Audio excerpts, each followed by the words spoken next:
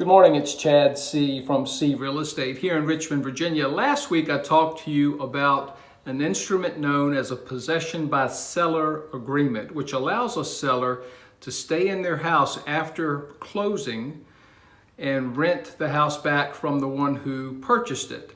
Sometimes it's a week, sometimes it's a month, sometimes longer. It works well for both parties oftentimes. One thing I didn't mention last week is a way that it works well for the seller in that they have closed on their property, they've gotten all the proceeds, and they're still in their house, renting back from the purchaser, which means they haven't moved yet they have the confidence that it's closed, it's finalized. Not only that, but they have their money, so they are free to go pursue whatever they're going to pursue next without wondering, hey, is that closing really going to happen? So possession by seller agreement can create a win-win situation.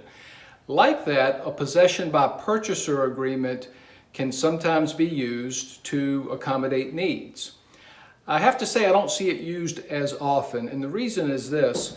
Sellers oftentimes are reluctant to let a buyer move into their house before they've closed on it. Why, you might ask? Well, probably pretty obvious. The concern is that the buyer moves in and then closing doesn't happen. And this seller, they want their house to be sold. If they wanted to rent it out, they would have done that from the beginning. Oftentimes they need the proceeds from the sale of their house.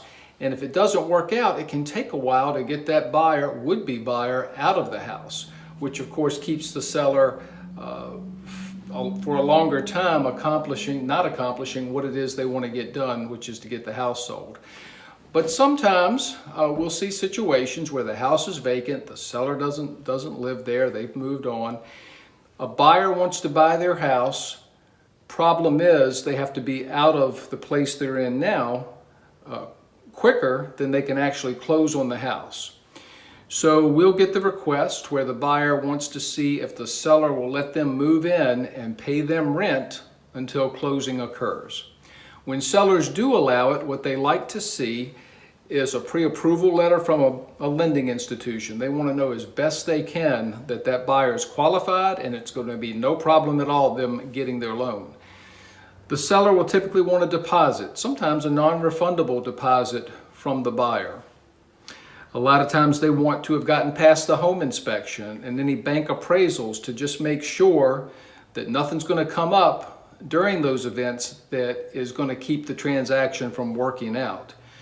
So the bottom line is the seller wants to be as confident as they can that the transaction is going to go through before they allow a buyer to move in and start paying them rent.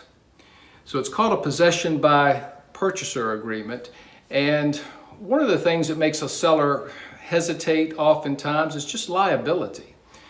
If something happens to the house while the purchaser's there, if something happens to the purchaser while they're living there, our agreement that we use in our our Richmond Association of Realtors, there's this possession by purchaser agreement that really it protects everyone's interest well, but still there's hesitancy oftentimes on a seller's part regarding the liability they might have if they allow someone to move in early. But we do see it done often, and it's just one of those things you need to be cautious with on both sides if you're a buyer or a seller wanting to enter a possession by purchaser agreement. That's it for this week. Thanks.